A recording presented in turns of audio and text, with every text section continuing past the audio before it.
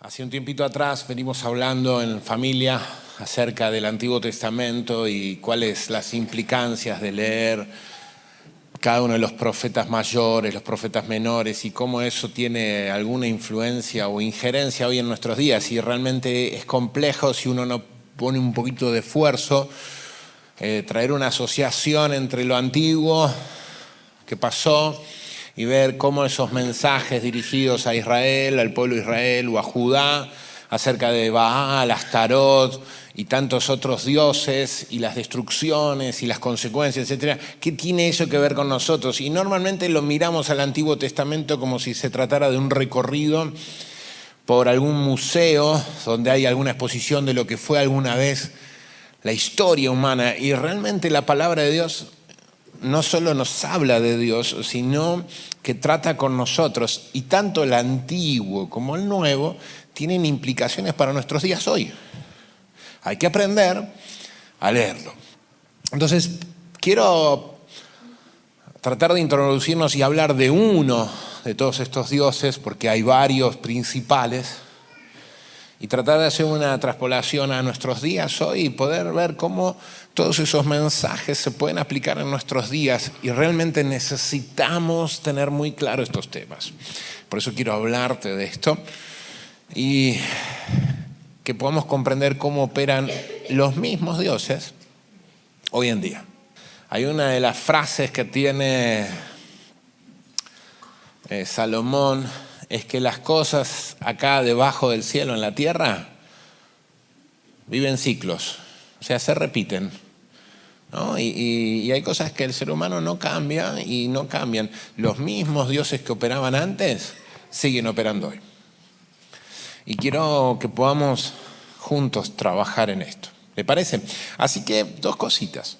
La primera, si tenés para anotar, anotá, porque hay conceptos y palabras que vamos a tratar de desmenuzar y poder tratar de en esta mañana ir entendiendo.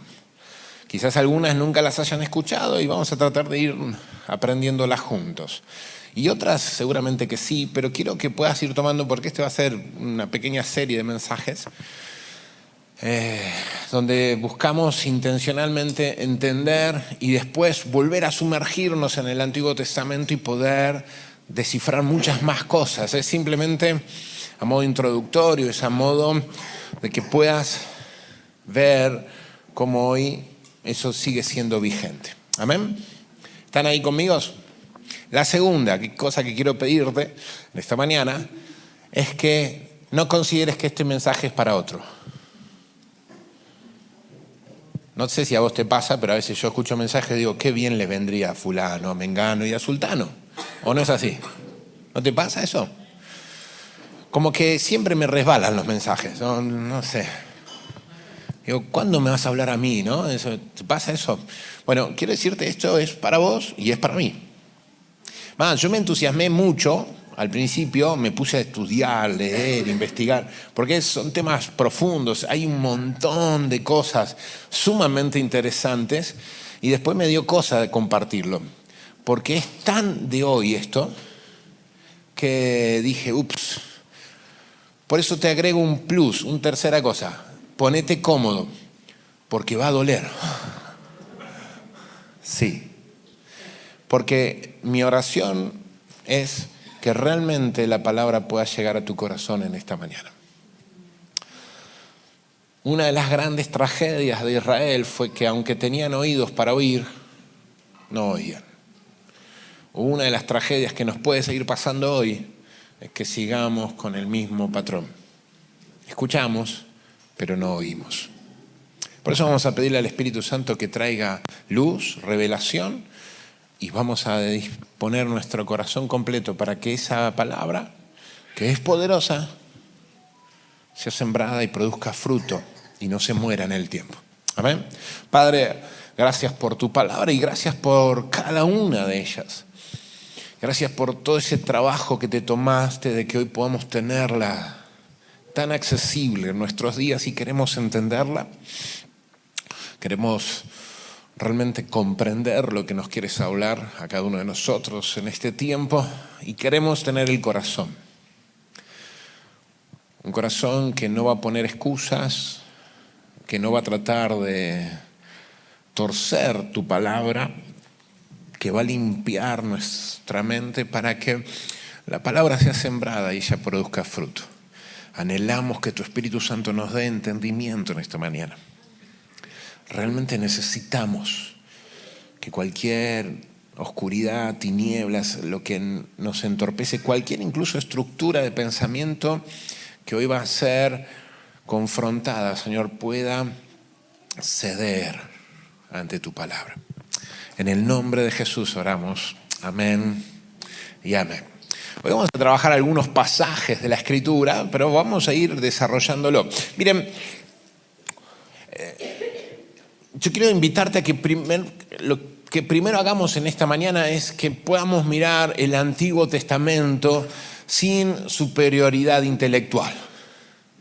Es decir, como que no lo miramos como cómo hacían esas cosas estos israelitas, sino que digas, che, yo puedo ser uno de esos. No es un museo de arqueología el Antiguo Testamento, no es para ver cómo eran las tribus de la antigüedad y cómo eran las campañas bélicas. Es un mensaje actual para cada uno de nosotros. Y donde hay un patrón que vas a ver constantemente en el Antiguo Testamento, sobre todo a partir del libro de Jueces, que es que se levantaban altares a otros dioses. Cuando uno lee Éxodo, una de las cosas que Dios le dijo al pueblo de Israel fue que no te harás imágenes ni adorarás a ídolos. Y una y otra vez vamos a ver en el Antiguo Testamento que se levantaban altares a ídolos, aun cuando estaba el templo. Y después van a escuchar o leer una frase que dice, hubo una gran revolución, un gran avivamiento, Dios hizo un cambio, hubo un rey que fue bueno, pero aún así los lugares altos permanecían. ¿Lo han leído alguna vez? ¿Leyeron alguna vez el Antiguo Testamento? Ok, bueno. Ahí aparecen frases así, pero los lugares altos permanecían, los lugares altos permanecían. ¿Saben qué eran los lugares altos? ¿Qué cosa? ¿Montañas? No, eran lugares donde se levantaban altares para adorar a otros dioses, donde se hacía idolatría, para hacerla simple. ¿Que eran lugares altos? Sí, no eran supermontañas porque Israel no tiene supermontañas. Pero eran lugares donde se levantaban. Los lugares altos eran, y esta concepción de que cuanto más alto, más cerca estoy del cielo, pero se levantaban altares a otros dioses. Y eso una y otra vez lo vamos a ver. Ahora, una de las cosas que a veces nos cuesta entender es cuál es la definición de idolatría o de un ídolo. Vieron que ahora incluso hay cantantes o jugadores de fútbol que decimos y lo asociamos con que lo amamos, que es regroso, que es un modelo para nosotros y cuantas cosas así. Bueno, quiero llevarte a una definición más profunda de idolatría o de ídolo y que podamos analizarlo y que tengamos una base para ir entendiendo. Ídolo es cualquier cosa que busca darte lo que solo Dios puede prometer.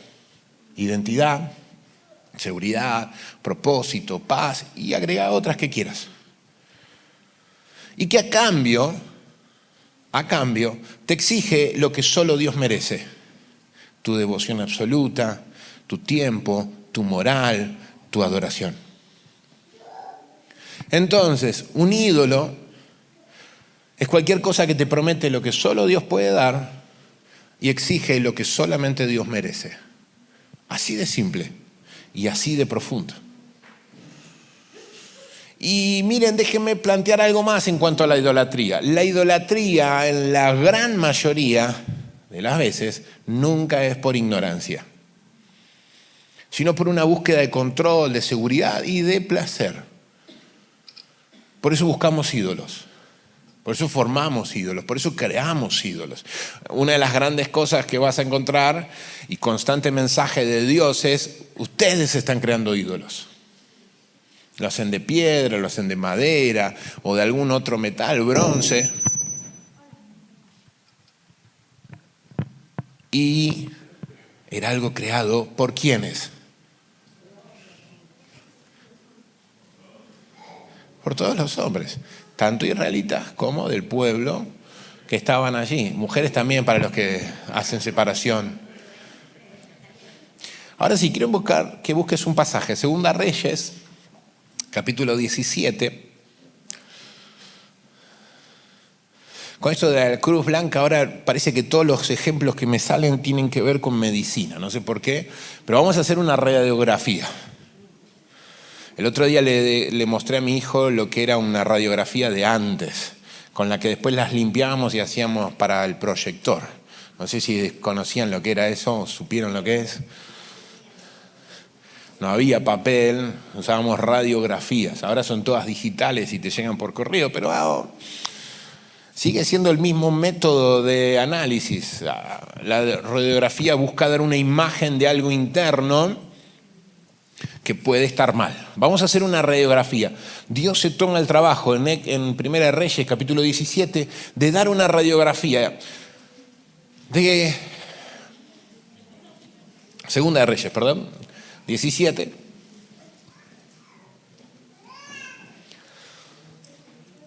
De la condición humana. O sea que puede ser una radiografía tuya o mía. Y quiero desafiarte algo. Yo voy a leer algunos pasajes y quiero que me acompañes, pero ¿te animás a leer después en tu casa todo Segunda Reyes 17?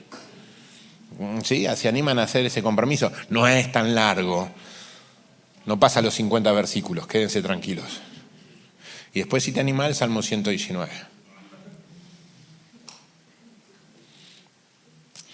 ¿Lo tienen? ¿Todos tienen Segunda Reyes 17? Vamos al versículo 7. 17, 7. ¿Sí? Si alguno tiene para elegir versiones, lo voy a hacer en las de las Américas.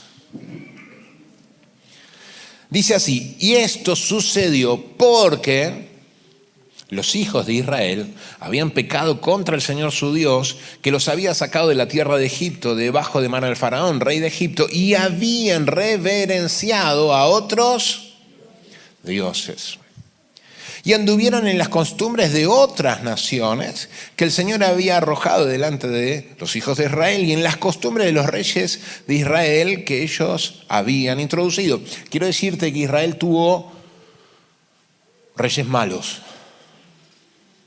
Salomón fue uno de los primeros. Hubo reyes malos que introducieron malas costumbres e idolatría. Y los hijos de Israel secretamente hicieron cosas que no eran rectas contra el Señor su Dios. Además, se edificaron lugares altos en todas las ciudades, desde las torres de atalaya hasta las ciudades fortificadas. ¿Quién hizo esto? El pueblo de Dios. O sea que la iglesia también puede hacerlo.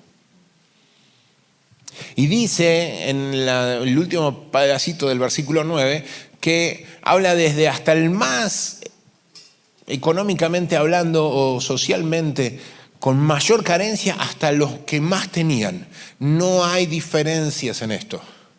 Todos hacían esto. Esto parece, no, a mí estas cosas no me pasan. No. Todos hacían ídolos.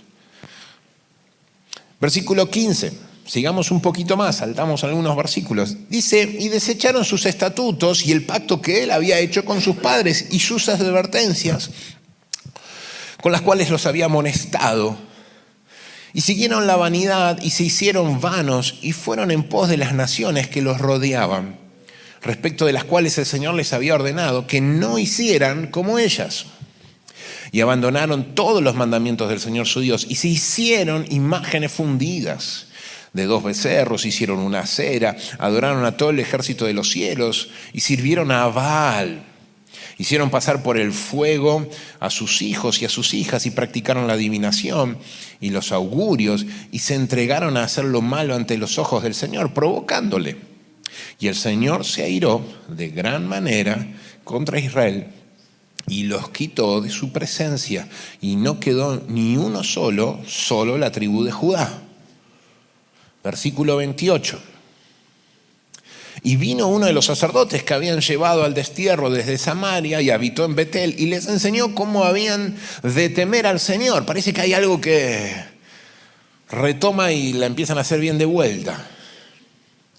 Pero, versículo 29, cada nación continuó haciendo sus propios dioses y los pusieron en las casas de los lugares altos que los samaritanos habían hecho. Y cada nación de la ciudad en que habitaban, allí había. Versículo 41. Y aunque estas naciones temían al Señor, también servían, escuche bien ese término, servían a sus ídolos. De la misma manera que hicieron sus padres, así hacen hoy sus hijos y sus nietos. Cuando aparece este término, así hacen hoy, significa que sigue siendo hoy. Pero por si te queda alguna duda, o decir, no, eso es del antiguo pacto, quiero que busques un pasaje más. Primera de Juan, capítulo 5, versículo 21. Juan está escribiendo una carta y se está despidiendo. Y termina así. Primera de Juan, capítulo 5, versículo 21. ¿Se acuerdan los postdata de los que escribieron alguna vez una carta? Bueno, este es el postdata. ¿Qué es un postdata? Pregúntenle a los mayores de 40. No es mi caso.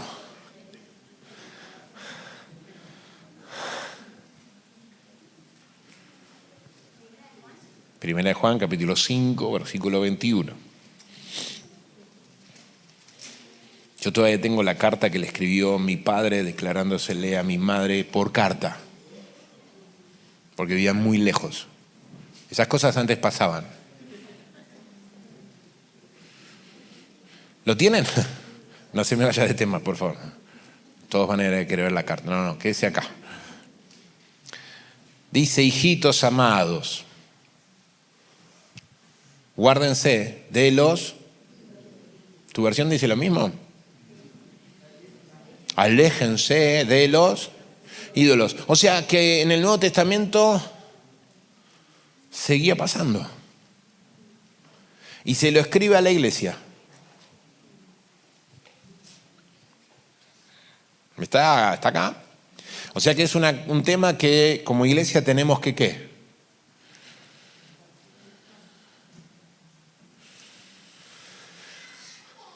Tenemos que tener muy presente. Quizás tememos al Señor, pero seguimos sirviendo a ídolos. Y quiero que tomes presencia o importancia de ese término. Temor a Jehová y aún así servicio a ídolos. Tenerlo presente. Si pudiéramos resumir la tragedia o sacando esta radiografía, el análisis, a dónde llegamos. Miren, la tragedia del pueblo de Dios en principio no fue que borraron de un día para el otro el nombre de Jehová, de su vocabulario, de sus tradiciones, de sus domingos o sábados. Su pecado fue el sincretismo. ¿Saben lo que es el sincretismo? Término raro. Bueno, nuestra América Latina está llena de sincretismo, totalmente. Aún en nuestras zonas patagónicas. El sincretismo está totalmente inmerso en nuestra realidad, en nuestro etos cultural. El sincretismo es cuando se mezclan dos o más sistemas de pensamiento o de creencias que incluso originalmente podían ser opuestas. Dios y los ídolos, ¿qué eran? Opuestos. ¿Cómo fue que termina el pueblo de Dios? Temían a Jehová y a la vez que servían ídolos. Sincretismo. Se mezclan las cosas. Argentina, singularmente, es un país donde la mezcla es una marca registrada de nuestro país.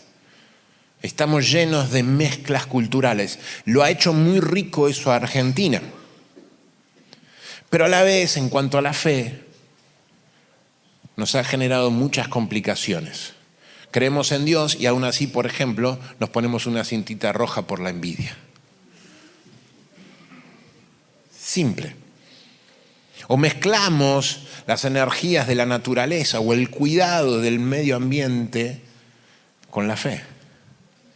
Aunque Dios dice que tenemos que cuidar el medio, la creación, pero lo empezamos a servir como un aspecto de idolatría. Se empieza a ver un sincretismo.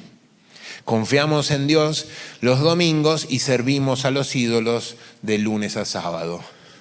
Estas cosas pasan dentro de la iglesia y quiero hablarte de ellas. Sincretismo. Querían la bendición del Dios verdadero en el templo los sábados o los domingos. Vengo para que Dios me bendiga. Pero durante el resto de la semana sigo buscando el favor de los dioses de este mundo, de este sistema, en diferentes cosas. Y tenemos que tratar de entender cuál era la lucha y por qué se surgían estas cosas dentro del pensamiento y dentro de, cuando se genera en el pensamiento, después se desarrolla en la conducta de las personas. Miren, el gran problema que tenían los israelitas y que vos y yo hoy seguimos enfrentando es que Dios es invisible. ¿Cuántos han visto a Dios? Bien, y esa es nuestra lucha. Éxodo capítulo 20, versículo 3, se los leo yo. No tengan ningún otro Dios aparte de mí. No te hagas ninguna clase de ídolo, ni de imagen, ni ninguna cosa que está en los cielos, en la tierra o en el mar. Cuando ustedes miran las imágenes de las creaciones, de los ídolos, siempre tienen forma algo que se ve. Siempre. Siempre. Más, cuando uno estudia el lugar del templo o el tabernáculo donde habitaba la presencia de Dios, no había estatuas.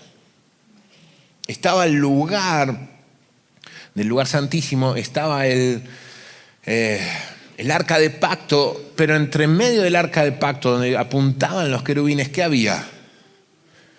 Nada. ¿Me van entendiendo? Dios nos invita a creer y confiar y adorar a un Dios que no vemos. Y esto es algo que hoy seguimos teniendo la atención. Queremos ver, nuestra tendencia es quiero ver. La invitación desde la salida allí de Egipto para el pueblo de Israel era que tenían que confiar en un Dios que no tenía un rostro visible, que no había una imagen que le pudiéramos dar. No le podemos dar forma, no lo podemos escuchar. Lo tenemos que seguir solo por fe. La tentación que surge ahí con todos los pueblos vecinos para Israel hasta el día de hoy, es que todo el resto te ofrece dioses con formas físicas. Baal, Acera, los puedes tocar, los puedes mirar, puedes tenerlos. Los brazos de Moloch, otro de los dioses paganos, están a disposición. Y vos y yo, en nuestra mente caída a partir de Génesis 13, lo invisible nos genera ansiedad. Cuando no tenés control del futuro, ¿no te agarra ansiedad?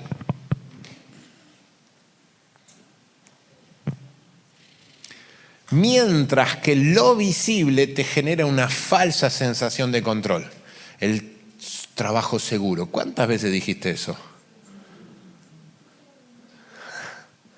Hasta que alguien decide mandarte un telegrama, o el gobierno decide me votas y después no te pago. ¿Se acuerdan eso? Los docentes.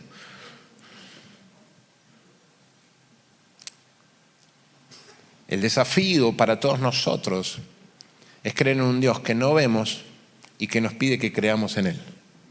Contra todos los dioses que te dicen me puedes ver, me puedes tocar, me puedes sentir. ¿Cuál fue la famosa frase de Tomás? Si veo, creeré. ¿Ustedes creen que a nosotros no nos afecta eso o no nos pasan esas cosas? Romanos capítulo 1, versículo 21.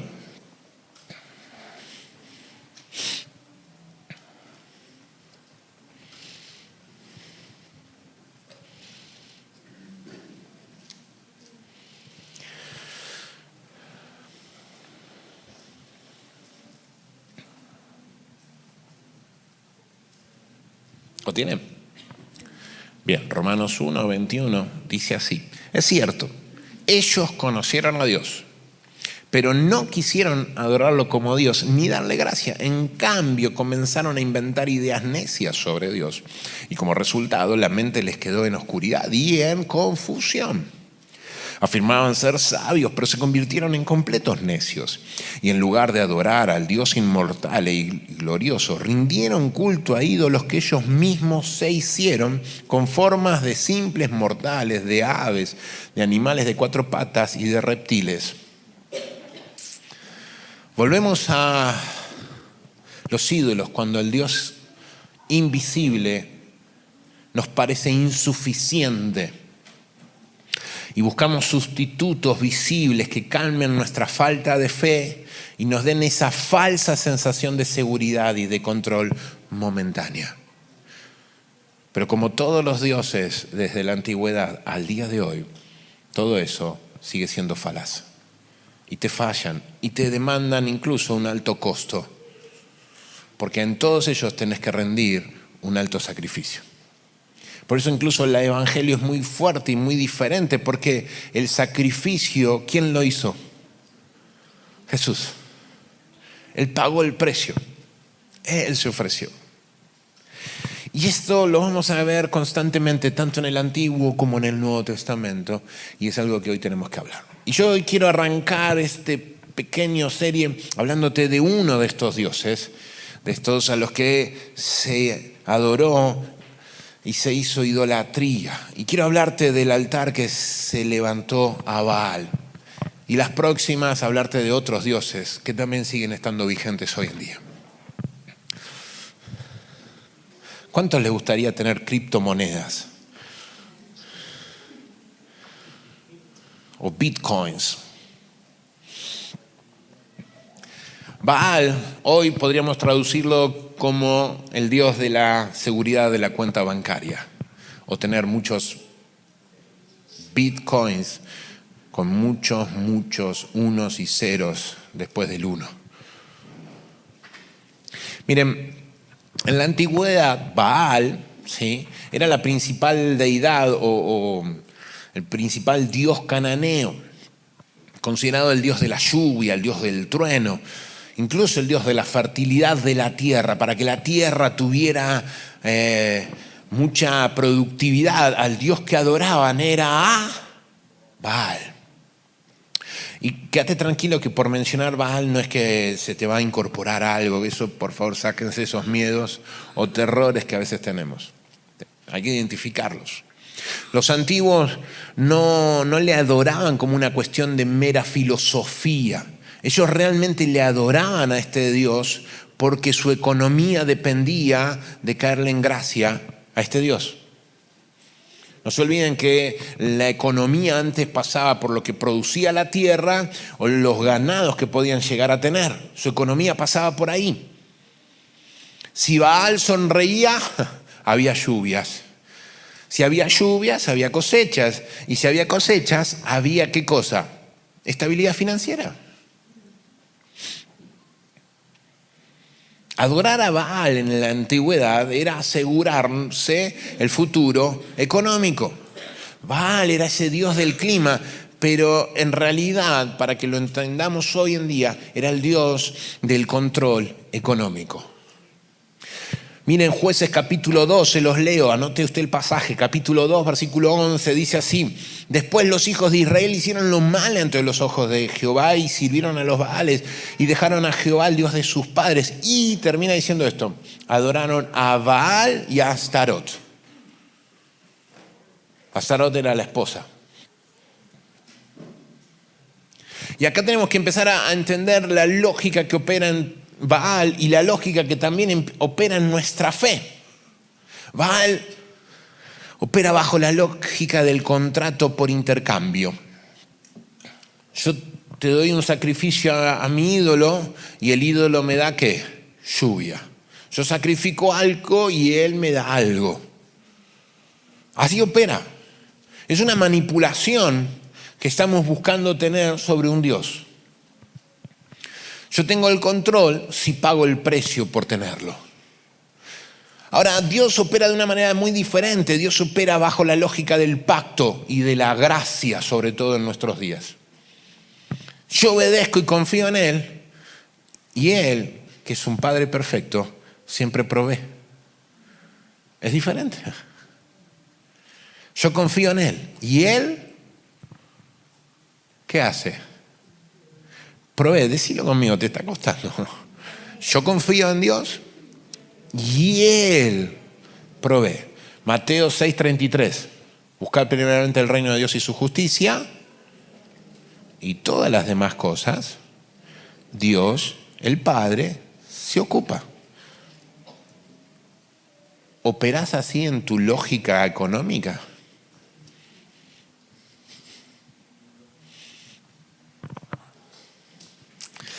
Miren, el problema o el peligro que podemos tener hoy en día de caer en este Baal moderno es que preferimos el control de un contrato visible, el sueldo seguro, el aguinaldo, una tarjeta, una inversión que podamos hacer en algún sistema de inversión, un saldo, un alquiler o cosas así, que la dependencia en una relación con un Dios que no veo. ¿Cuál preferís? Sé honesto, yo sé que estás teniendo un conflicto. Yo prefiero saber que de acá hasta el 2030 tengo un montón de contratos que me van a dar trabajo.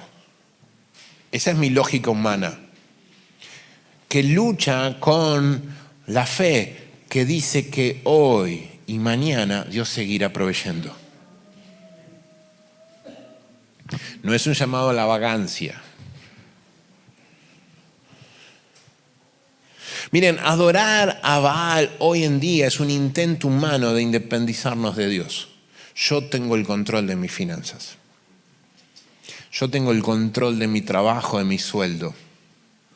Hoy lo vemos, ¿saben qué? En el materialismo. Hoy Baal ha tomado la forma del materialismo. Jesús lo llama Mamón. Es el mismo. Lo van a encontrar varias veces en la Escritura. Y el dinero se personifica como un Dios al que vos podés estar adorando. El materialismo tiene la misma apariencia. Nos cuesta confiar en la promesa de un Dios invisible que dice, Filipenses capítulo 4, versículo 19, mi Dios pues suplirá todo lo que os falte. Nadie dijo amén. ¿Te das cuenta?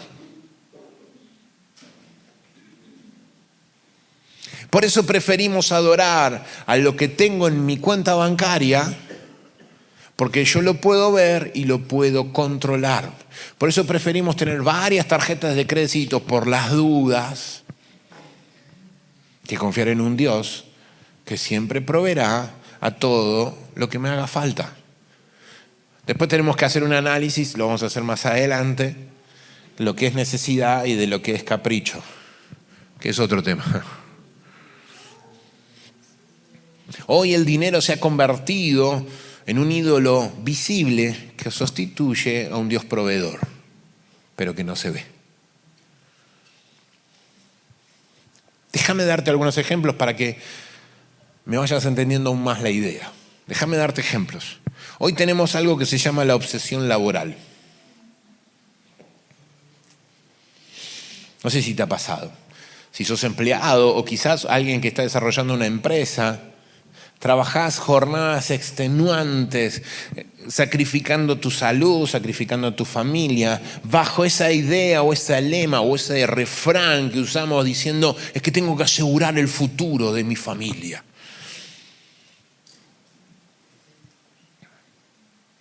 Y estás confiando más en el sobreesfuerzo que vos puedas hacer que en la provisión divina de Dios mañana.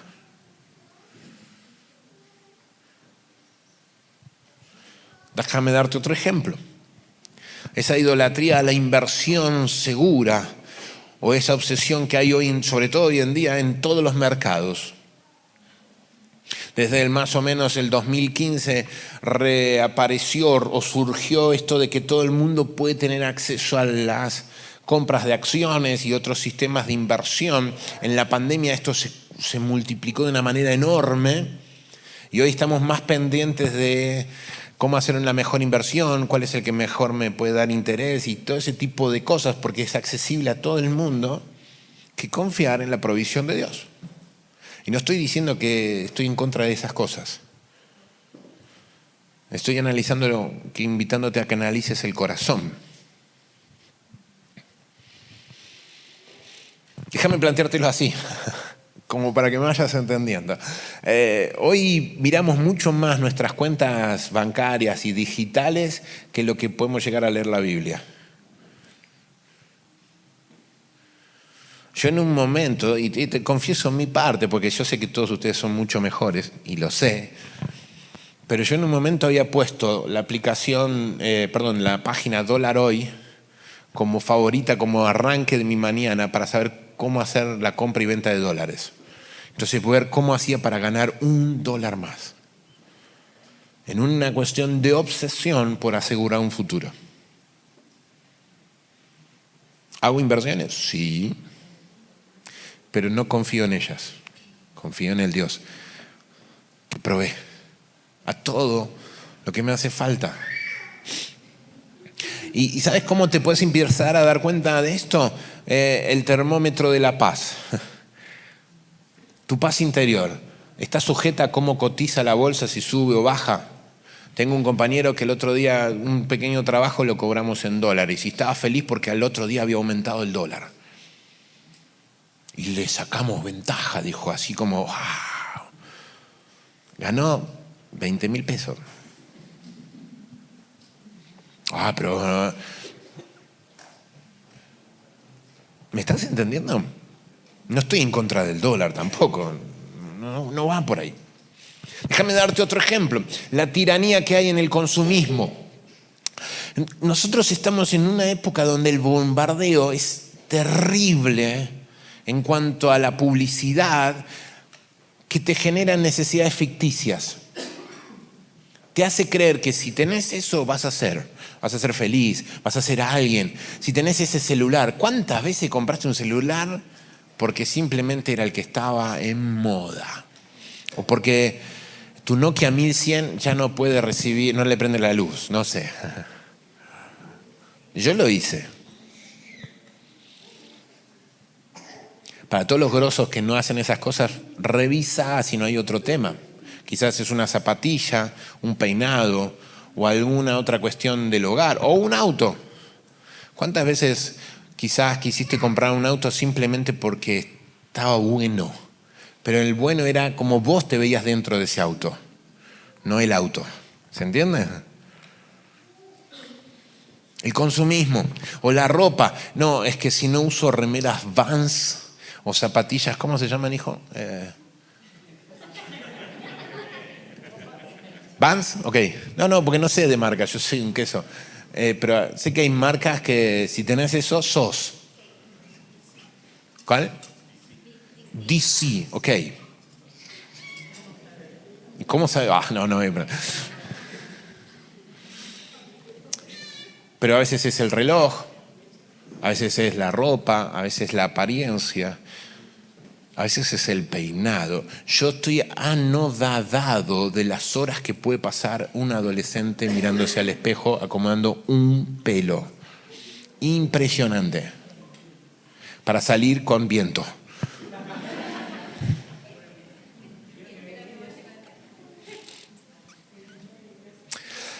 Y si tu identidad está sujeta a lo que tenés, el materialismo te va a absorber y lo vas a estar adorando constantemente. Si no lo tenés, te vas a sentir a medias. Y es irónico porque cuando no lo tenemos, con el que nos enojamos es con Dios. Y no contra el materialismo. Déjame mostrarte otra forma de identificar estos dioses en nuestras vidas. ¿Saben? La parálisis a la generosidad. ¿Te ha pasado esto? Cuando el Espíritu Santo te inquieta a ayudar a alguien, a algún hermano en necesidad, o a tener un gesto de generosidad con alguien, de repente empiezan a chocar con esos pensamientos otros. Como por ejemplo, y yo no puedo dar porque si doy esto me va a faltar para posibles imprevistos en un posible futuro negativo del mañana. No sé si hacen tan grande la frase, pero en el corazón. Ahí Baal te está exigiendo un tributo de desconfianza. Y el miedo te está sacando la posibilidad de ser generoso.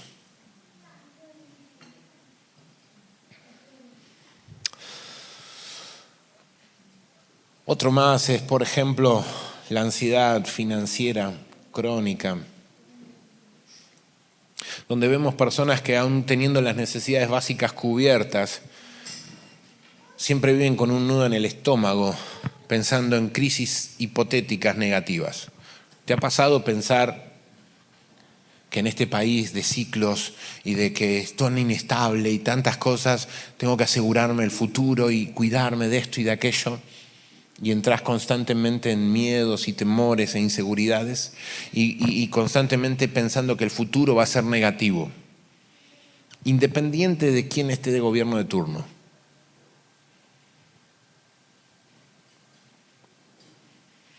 Porque, ¿qué pasa? La paz está sujeta en cuántos ahorros tengas y no del pastor de los salmos, donde dice, por ejemplo, el Salmo 23, que no solo nos conduce y nos lleva a verdes pastos, sino que finalmente termina diciendo, ciertamente tu bondad y tu amor inagotable me seguirán todos los días de mi vida.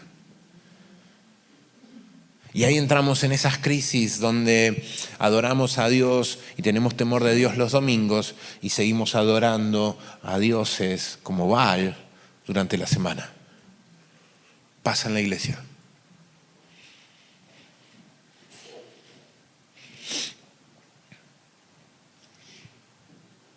Otro tiene que ver a veces con los seguros de vida. Yo te cuento mi experiencia paternal es que en mi línea familiar normalmente hay una forma en que nos vamos los varones es con paros cardíacos. Mi abuelo falleció de un paro cardíaco muy joven, mi papá falleció muy joven de un paro cardíaco. ¿Qué pensé yo?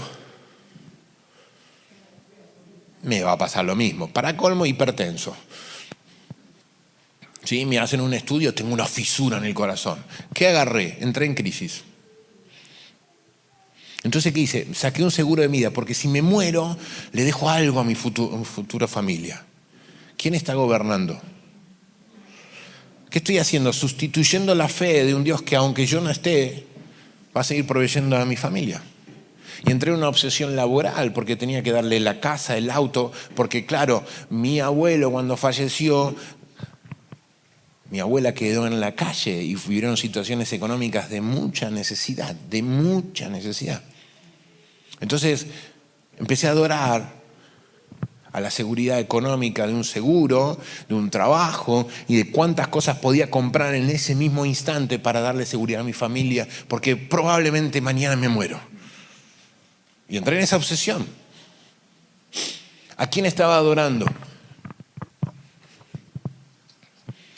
Gracias a Dios que Dios sabe más que yo. Me dijo, calma, fiera.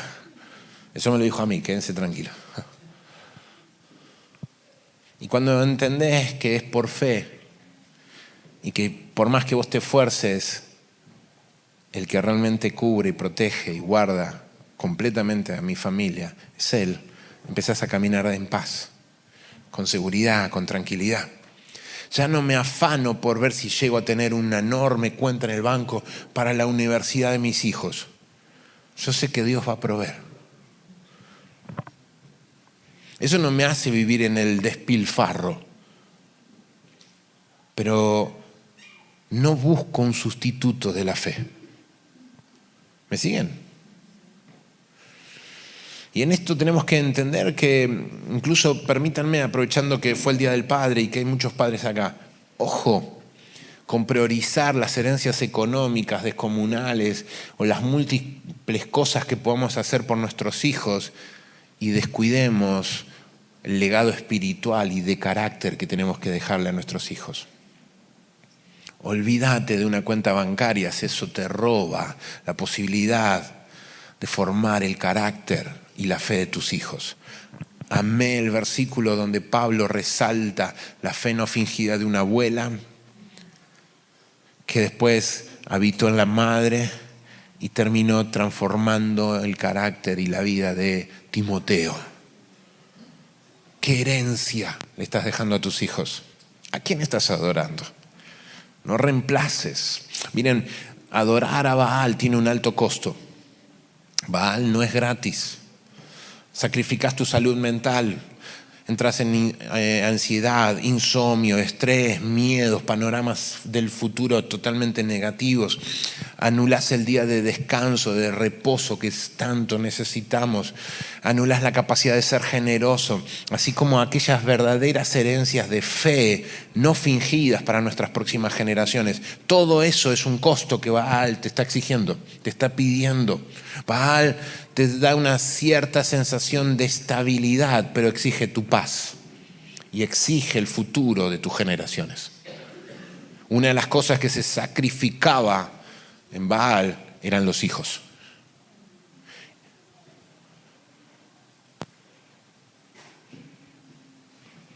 Déjame expresártelo de otra manera.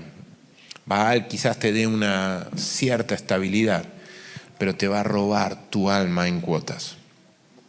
Porque muchas veces no es instantáneo, es de a poco. Pero un día cuando te des cuenta, como le pasó a Israel, lo pierdas todo. La pregunta es, ¿cómo hacemos para derribar todos estos altares? Un verdadero, déjame decirte así, un verdadero avivamiento es cuando yo agarro algo y empiezo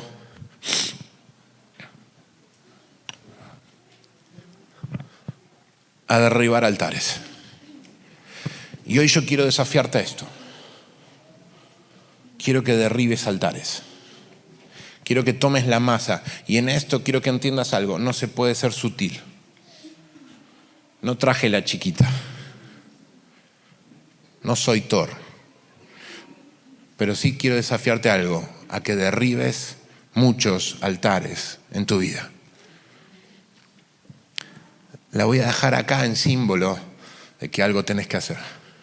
Quiero darte la primer masa que tenés que agarrar. Gedeón es un buen ejemplo de esto.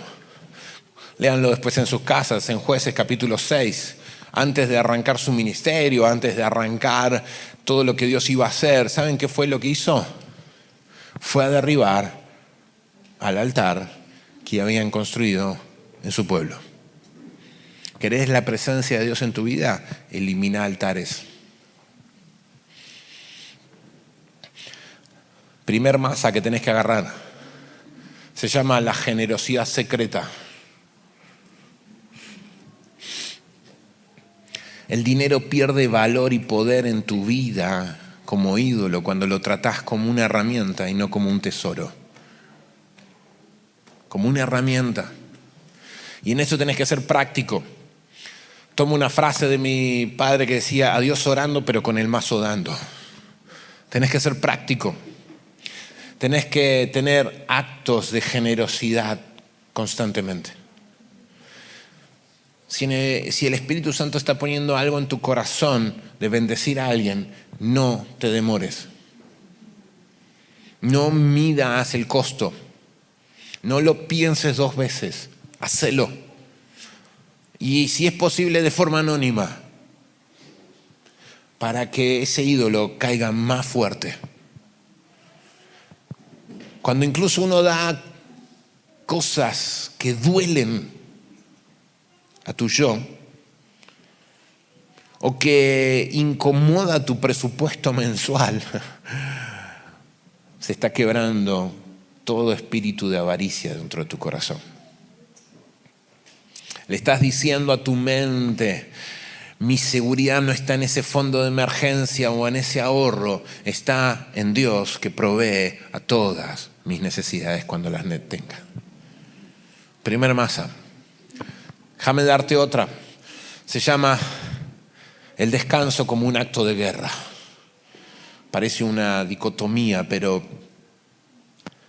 si Baal exige sacrificios humanos, por ejemplo, el tiempo de tu matrimonio, el tiempo de tus hijos, aún tu salud personal, el altar se derriba diciendo no a esa ganancia desmedida o incluso deshonesta.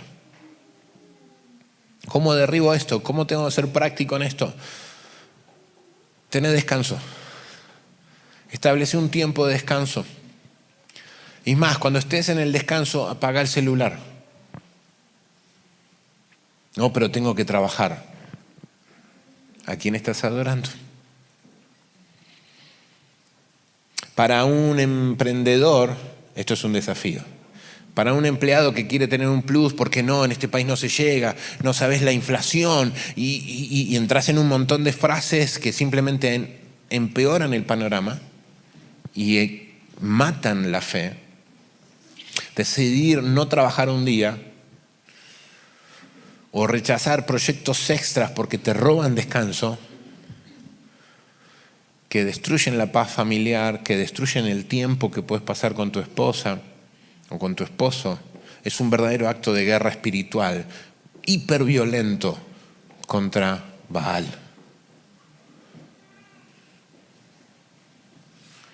Es decirle a este mercado que nos exige una hiperproductividad constante, mi sustento no depende de mis 24/7, de mi esfuerzo, sino de la bendición de Dios, trabajando lo correcto. ¿Me vas siguiendo? Te estoy hablando de cosas que yo también tengo que luchar, Déjame darte otra masa más, por si se va gastando alguna. El ayuno financiero. ¿Cómo es eso? Baal se alimenta del consumo desenfrenado de cada uno de nosotros y se lo derriba matándolo de hambre, a ese deseo de poseer cosas. ¿Alguna vez revisaste tu casa y te diste cuenta que hay cosas que no necesitas? ¿A quién adoraste? Acción práctica. Agarrá la masa. Practicá temporadas de ayunos, de compras totales y empecé a ser generoso. ¿Cuántos, aprovecho una mirada y ya me inspiró, cuántos tienen en su placar cosas que dice cuando baje de peso? Yo hace poco agarré y regalé cosas. Cuando lo baje me compro de vuelta, porque sé que Dios va a proveer. Ouch. ¿Saben qué más? Yo me puse a limpiar mi galpón, tengo un galponcito chiquitito, era como mi espacio que iba a ser de mío. Llevo, ¿cuánto? 10 años desde que lo hice. No logro que sea mío.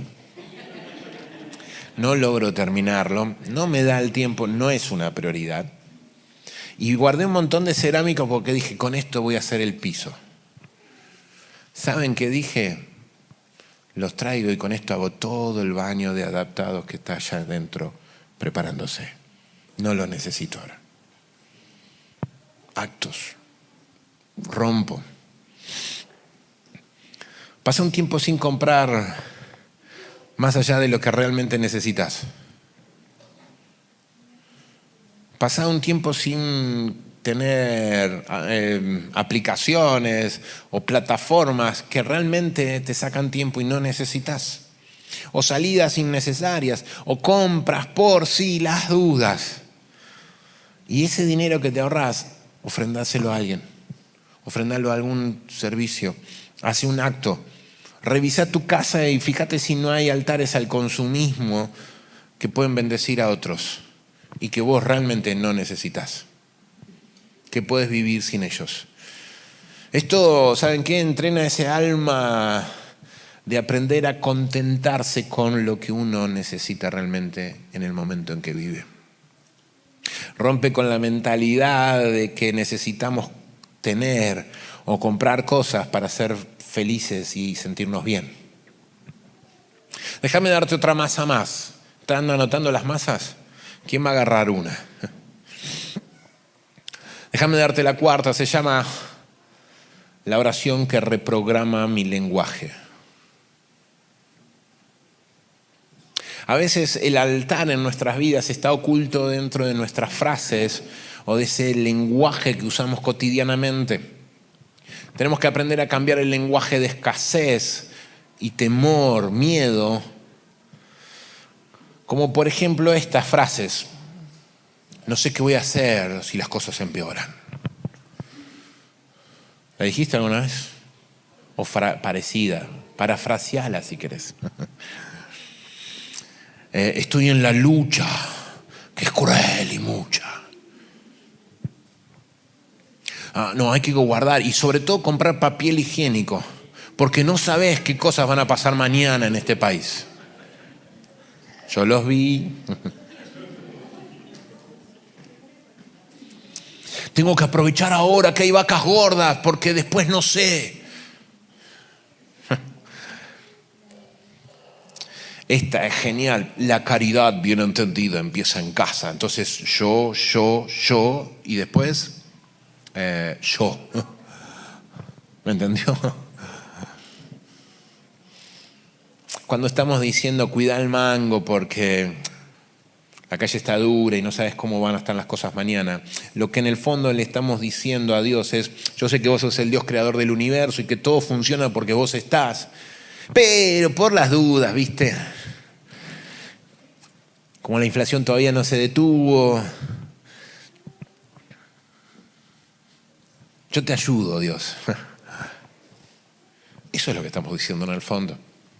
Y tenemos que romper con ese lenguaje de escasez, de temor, y empezar a hablar el idioma del reino, donde Dios siempre provee a todas mis necesidades. Empezar a declarar activamente las promesas de provisión y empezar a declarar con tu boca: el dinero es mi siervo, pero Dios es mi Señor. Porque el dinero es una herramienta para alcanzar los propósitos de Dios en mi vida. No es quien gobierna. Cada vez que pagues tus cuentas o tus impuestos, hacelo con una actitud de gratitud. Yo sé que todo el tiempo suben. Yo pago cuentas igual que ustedes. Las de este edificio cada vez son más altas. Ahora, quiero desafiarte a esto.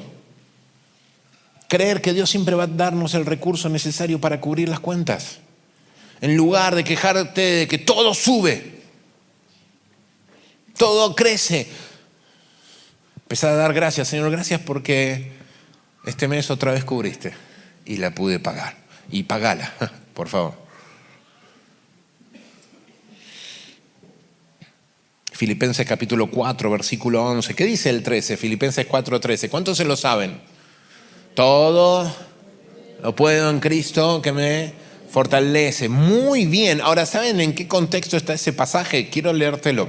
Filipenses capítulo 4, versículo 11, dice así: no es que haya pasado necesidad alguna, y fíjense la afirmación: no he pasado necesidad alguna. La está escribiendo alguien en una cárcel. Prestó atención, ¿no? No he pasado necesidad alguna, porque he aprendido a estar contento con lo que hoy tengo.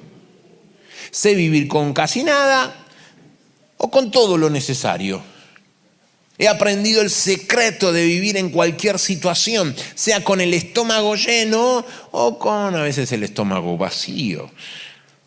Con mucho o con poco. ¿Por qué? Porque todo lo puedo en Cristo que me fortalece. A veces sacamos este versículo de su contexto. Contentamiento se llama el contexto. ¿Y dónde obtengo la fuerza? En Cristo. Termino. ¿Qué altar vas a derribar esta semana en tu vida? Permítame otra vez la figura. Lo pongo acá porque pesa. El de la ansiedad, el del consumismo, ¿El del control financiero? ¿O vas a seguir adorando al Dios Baal mientras le pedís a Dios que te bendiga a la vez?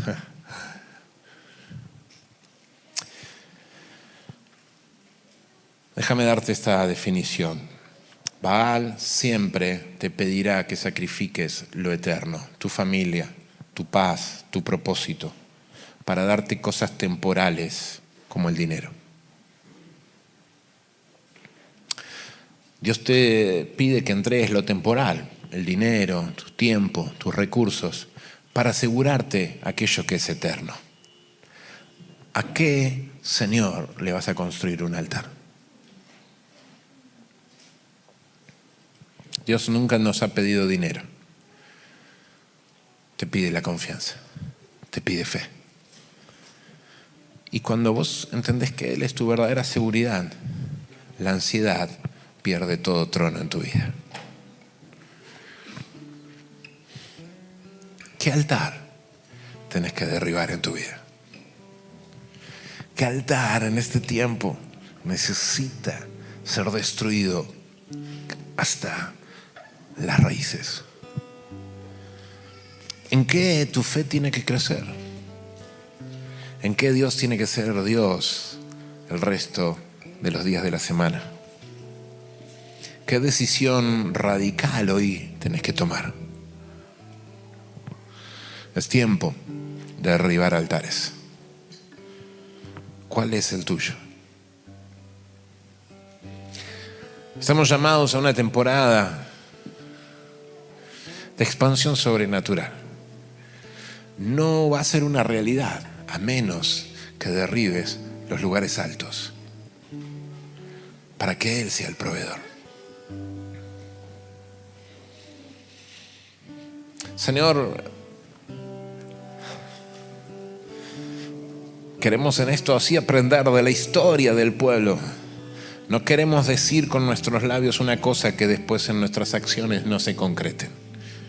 No queremos aparentar, pero no cambiar nuestro corazón. No queremos simplemente decir qué interesante esto de Baal, sino queremos realmente tomar decisiones y derribar todo altar en nuestros corazones y en nuestras vidas que no esté solamente para adorarte a vos. Queremos realmente tener en nuestro vocabulario el lenguaje del reino, en nuestro corazón la generosidad y la confianza de un Dios que provee a todas nuestras necesidades. Queremos tener en nuestras manos la generosidad de extender de todo lo mucho que vos siempre nos das para poder bendecir a otros. Señor, en este tiempo realmente no queremos que haya altares en nuestra vida. Solo un altar para el único Dios real, invisible pero todopoderoso, que nos ama con amor eterno y que no cambia, aún a pesar de nosotros. Queremos vivir en una relación de pacto genuino y real, donde nuestra fe está solamente puesta en ti. Señor, trata con nosotros. Ayúdanos a identificar los ídolos en nuestro corazón y a tomar la masa y derribarlos. Señor, no queremos quedarnos en las apariencias. No queremos enojarnos con tu palabra. Queremos responder. Queremos tener oídos atentos y un corazón dispuesto. Señor, hoy determinamos acciones concretas, cada uno en lo personal, pero que delante de ti se verán, Señor. En este tiempo donde hay tantas ofertas de dioses, queremos, como Josué, determinarnos. Yo y mi casa serviremos a Jehová. Señor, esta es nuestra oración. Yo y mi casa serviremos al Señor. Yo y mi casa serviremos al Señor. En tu nombre, Jesús. Amén.